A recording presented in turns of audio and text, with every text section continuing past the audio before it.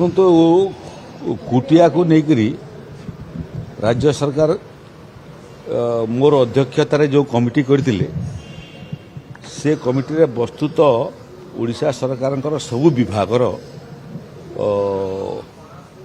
सचिव माने additional chief secretary एवं प्रिंसिपल सेक्रेटरी माने थिले डायरेक्टर पर्यंत अधिकारी माने से कमिटी अच्छा तो 3 मास 3.5 मास तले जो प्रथम मीटिंग होता से मीटिंग रे से विभाग सबू से अंचल रे कौन करने योजना प्रस्तुत कर तार खसड़ा प्रस्तुत करने सबू विभाग निज निज विभाग योजनार रूपायन कुटिया केमती सफल भाव हेब तार रोडमैप से माने प्रस्तुत करते तार रोडमैप देते केते काम होईची ताकू आउ थे समीक्षा करने आज बैठक अनुष्ठित होता किंतु मोर मन रे आसिला जे बैठक को जीवा पूर्व निजे मु कुटिया जाइकरी प्रैक्टिकली जोटा पहुंची कागज कौन कहूँ वास्तवता कौन कहूँ तार विषय जानापी मु भी 4 दिन 5 दिन तले कुटिया जाइली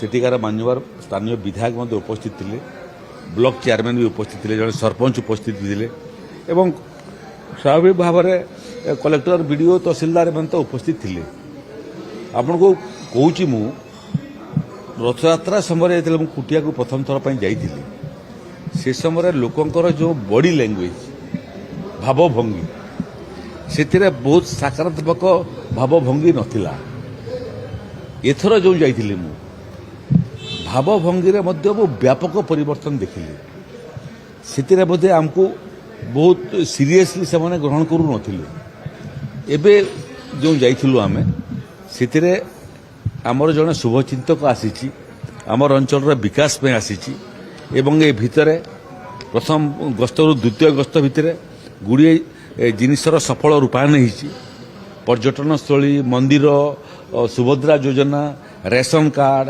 रास्ता घाट ये सबू देखिक मन रे विश्वास जन्मवाटा आरंभ होईची जे भाई उड़ीसा सरकार आम कथा बुझीबो तापरे आउ गोटे भी घटना हला जो घटना रे प्रलोभन देखापी जो आंध्र प्रदेश रु आसुतिले तांको आमर राज्य सरकार अधिकारी माने आईआईसी बीडीओ तहसीलदार एवं लोक माने से जगह घोड़े देले सीमा पार करदेले तृतीय विषय होची जे ये विषय को लेकर मोर टिके अध्ययन आंध्र प्रदेश ए सांगरे हुए तो आपको किसी कथबार्ता हो पारे किंतु गोटे कथा वार्ता देवाई मुझे स्पष्ट भाव में चाहे जे कुटिया काली भी ओडिशार अविच्छेद अंग थिला आज भी ओडिशार अविच्छेद अंग आसंता काली मध्य अविच्छेद अंग रहिबो ओडिशा होची कुटियार माँ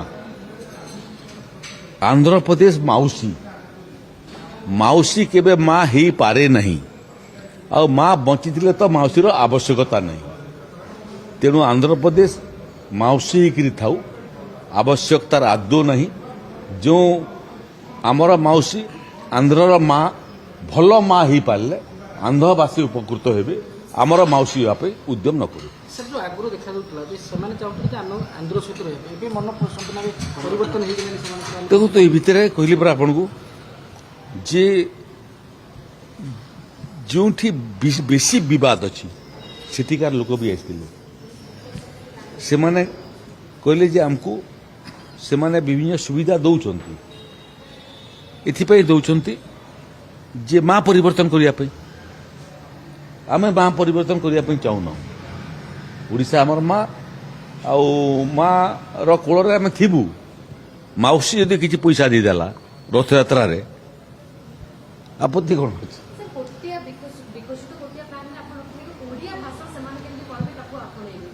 एजुकेशन केवल ओडिया भाषा नुह से गुणात्मक शिक्षा देवाई गोटे गोटे पुलिस आउटपोस्ट सुरक्षा आम करने जाऊँ 4टा जन औषधि केन्द्र करूँ भितर जो 2टा से विवादीय अंचल करूँ सेठी जगन्नाथ मंदिर जोटा को से मानती सेठीर मरामती करने आउ गोटे नुआ जगन्नाथ मंदिर निर्माण करने सेटा ଆକୁ ହେବା ପାଇଁ ଯାଉଛି। ଦେଓମାଳି ଯେଉଁଟା ଗୋଟେ ପର୍ଯ୍ୟଟନ ସ୍ଥଳୀ ଥିଲା, ଦେଓମାଳିରେ ମଧ୍ୟ ରାସ୍ତା କାମ ସମ୍ପୂର୍ଣ୍ଣ ହୋଇଗଲାଣି। ଦେଓମାଳିକୁ ଗୋଟେ ବଡ଼ ପର୍ଯ୍ୟଟନ ସ୍ଥଳୀ କରିବା ପାଇଁ ବିଭାଗ ତରଫରୁ ମଧ୍ୟ 15 କୋଟିରୁ ଅଧିକ ଟଙ୍କା ଦିଆହେଇଛି। 4 ଜଣ ଯୁବକ ସେମାନେ ଏମ୍ଏସ୍ଏମ୍ଇରେ ନୂଆ ଉଦ୍ୟୋଗ କରିବା ପାଇଁ ଯାଉଛନ୍ତି। ଜିଲ୍ଲାପାଳକୁ କୁହାଯାଇଛି ଯେ 100 ଯୁବକ ଯେଉଁମାନେ ଛୋଟ ଛୋଟ ଶିଳ୍ପ କରିପାରିବେ ସେମାନଙ୍କୁ ତାଲିକା ପ୍ରସ୍ତୁତ କରିବା ପାଇଁ ଏବଂ ଡିଆଇସି ମାଧ୍ୟମରେ ସେମାନଙ୍କୁ ଟ୍ରେନିଂ ଦେବା ପାଇଁ। ବ୍ୟାଙ୍କର୍ସମାନଙ୍କ ସାଙ୍ଗରେ ମଧ୍ୟ ଆମେ କଥାବାର୍ତ୍ତା ଲାଗିଛୁ ଯେ ଦେଓମାଳିରେ ପର୍ଯ୍ୟଟନ ସ୍ଥଳୀ ସମ୍ପୂର୍ଣ୍ଣ ହେଲା ପରେ ଯେଉଁ ପରୋକ୍ଷ ନିଯୁକ୍ତି ସୃଷ୍ଟି ହେବ ସେଥିରେ କେମିତି ସେ ଅଞ୍ଚଳର ପିଲାମାନେ ପରୋକ୍ଷ ନିଯୁକ୍ତିରେ ମଧ୍ୟ ନିଜକୁ ସାମିଲ କରିପାରିବେ।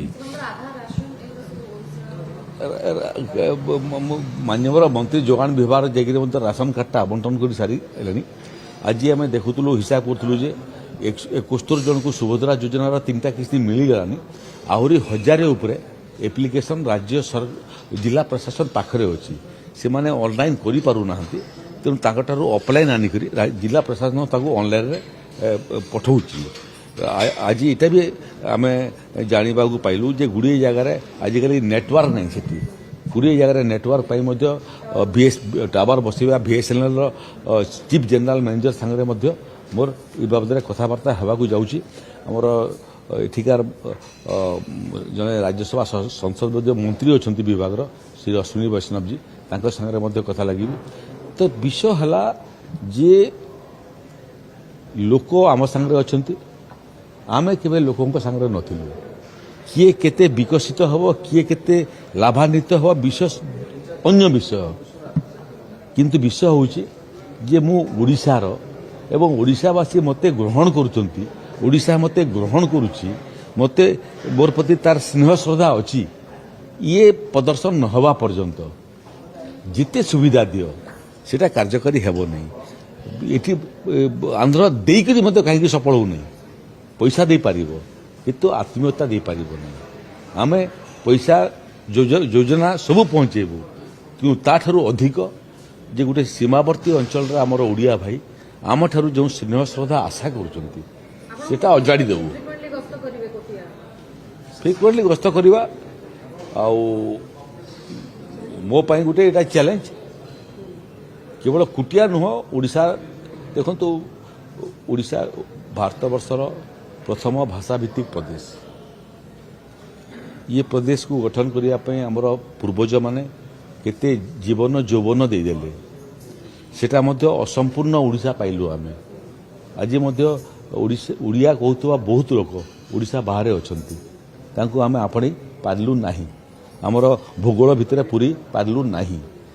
ଏବେ ଯେଉଁମାନେ ଭୂଗୋଳ ଭିତରେ ଅଛନ୍ତି ତାଙ୍କୁ ଯଦି କିଏ ଟାଣିକରି ନେବା ପାଇଁ ଚାହିଁବ ସେଟା କେମିତି ସମ୍ଭବ ହେବ? ତେଣୁ ଏ ଦିଗରେ ରାଜ୍ୟ ସରକାର ଯାହା ଯାହା ଆବଶ୍ୟକ ଆମେ କରିବୁ ସେମାନଙ୍କୁ ଆପଣେଇବା ପାଇଁ, ଏମାନଙ୍କୁ ସେ ଏଇ ବାର୍ତ୍ତା ଦେବା ପାଇଁ ଯେ ଭୁବନେଶ୍ୱର ପାଇଁ ରାଜ୍ୟ ସରକାର ଯେତେ ଚିନ୍ତିତ, କୁଟିଆ ପାଇଁ ମଧ୍ୟ ସମ ପରିମାଣରେ ଚିନ୍ତିତ।